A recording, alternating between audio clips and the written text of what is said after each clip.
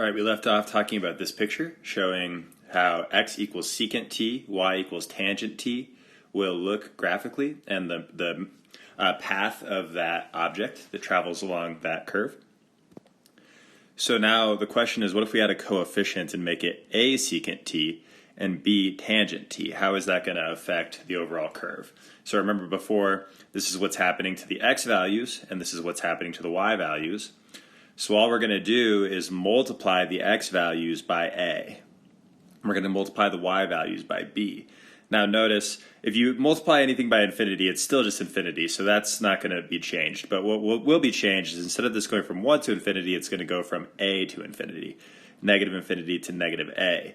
Now with tangent, nothing changes because, well, b times 0 is 0. b times 0 is 0. So let's look at an example. 4 secant t tangent t versus just plain old secant t tangent t. So secant t tangent t is right here. That's the one we looked at before. Now if we multiply our x value by 4, now we're going from 4 to infinity instead of 1 to infinity. And then it also it makes the graph flatter because not only is our x value starting at 4, but all of our x values are 4 times bigger. So x is going to infinity quicker, which causes this graph to flatten out a little bit.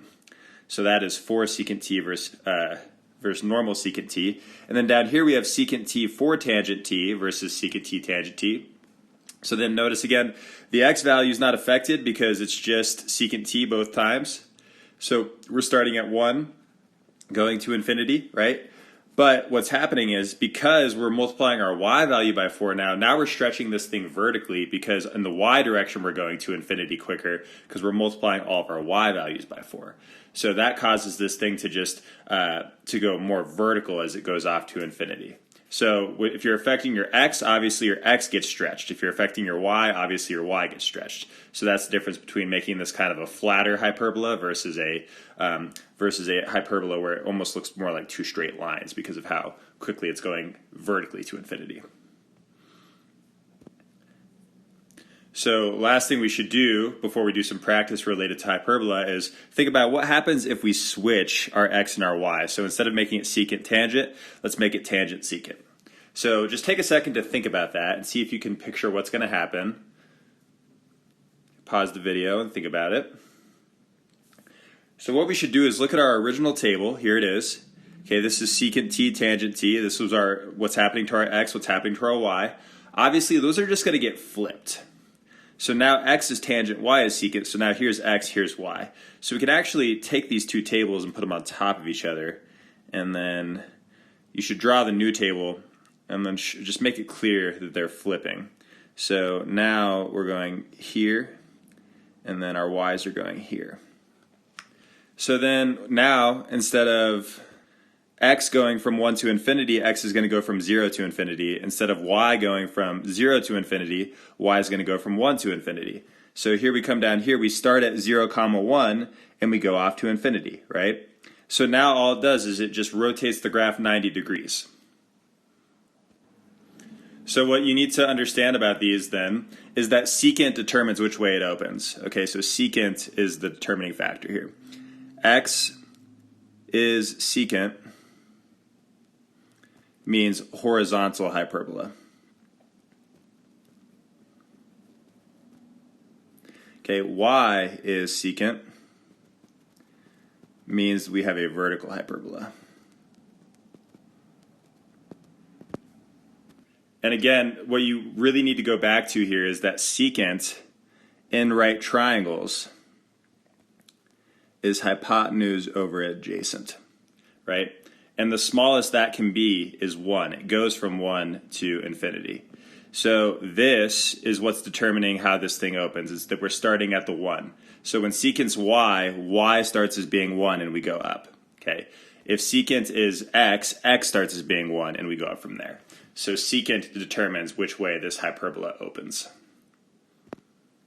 So then pause the video. Here are your 4 examples. Try to match the parametric pair to the correct hyperbola. When you unpause, I will skip to answers and talk through them. Okay, here are your answers. So first thing we should notice is that we have 2 horizontal hyperbola and 2 vertical ones. Okay, so the horizontal ones need to have secant as their x value. The vertical ones need to have secant as their y value. And then notice that this one starts at 2 and goes off to infinity. So that's why it needs to be 2 secant. Right here, this one starts at 1 and goes off to infinity, but it's more vertically stretched. And why is it more vertically stretched? Take a second to think about that. Because the y value, right? The y value is being multiplied by 2, which causes this to be more vertical. Okay. Now for these two, we have secant as y, so it's opening vertically. Notice here, our x value is 2 tangents, which that means that our x value is still going to start as being 0. Secant starts as being 1, so we start at 0, 1, okay, and go up. Because our x value is multiplied by 2, that stretches it more horizontally. Okay, here, secant is 2 secant t, so we start up at 0, 2 instead. And then again, our y value is more has the bigger amplitude, so we're stretched more vertically. So we open vertically and we're stretched more vertically because of that amplitude on the y. So make sure you have all 4 of these graphs down with their correct parametric pair above them. Okay, more practice. Go ahead and pause the video and try to come up with a parametric pair that will go with this table, and then see if you can explain the difference between these two parametric pairs. Okay, so let's look at answers. So it's going to be 7 cosine t, 9 sine t. And we know this because cosine of pi over 6 is root 3 over 2, cosine of pi over 3 is 1/2, cosine of pi over 2 is 0, and cosine of 0 is 1. And we're just multiplying all those values by 7. And then sine of 0 is 0, sine of pi over 6 is 1/2, sine of pi over 3 is root 3 over 2, and sine of pi over 2 is 9. We're just multiplying all those values by 9. So this is an ellipse that's more vertically stretched, has a semi-major axis of 9 and a semi-minor axis of 7. Okay, the difference between these again is not the shape, but just the motion. So this cosine t sine t is going to start at 1, 0 and move counterclockwise. Sine t cosine t is going to start at 0, 1 and move clockwise. So remember, this is just the unit circle, right? X is cosine, y is sine, that's the unit circle. You know that you move counterclockwise around the unit circle, and this is where you start. So with this one, when we have x of 0 is just 0, y of 0 is 1. So we start at the point 0, 1. So that is obviously up here.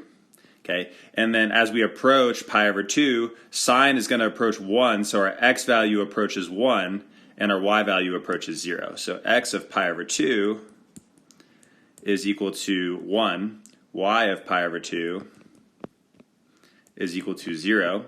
So we go from 0,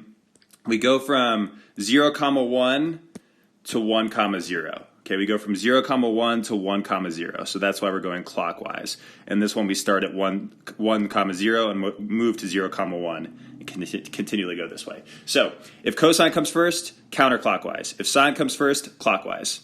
That's something you should have down. Let's write that down. Okay. Cosine first, counterclockwise. Sine first, or sine is x, we should say, right? X. Then we're just going clockwise. Okay. Now don't forget, we can represent these as a vector. We use q usually, qt, and that vector is coming out from the origin and pointing at the different places that the object is at different times. So we can picture this is like a clock hand going around, right? Clock hand going around and pointing at all these different things. Okay, clock hand going this way. Okay. And again, if you're ever confused, you can always just plug in t equals 0 and see where you're starting, and then plug in pi over 2 and see where you end up to determine which way you're going. But you can also just memorize that if cosine comes first, that means you have to go counter, and if sine comes first, that means you go just normal clockwise. So far we can model straight lines in 2 space and 3 space. That was in our first lesson. We've done circles and ellipses, right? A circle is just like an ellipse where the semi-major and the semi-minor are the same, right? They're both equal to the same thing. We've done hyperbolic paths, and then we've done some non-linear curves in that first day, and we've done some oscillating paths. So what's next is we can model just about any kind of movement using parametric definitions, and we can make this more and more complex. And we can also start talking about the rates of change in the derivatives, which will help us determine speeds of objects moving in these different paths. So that's what's next.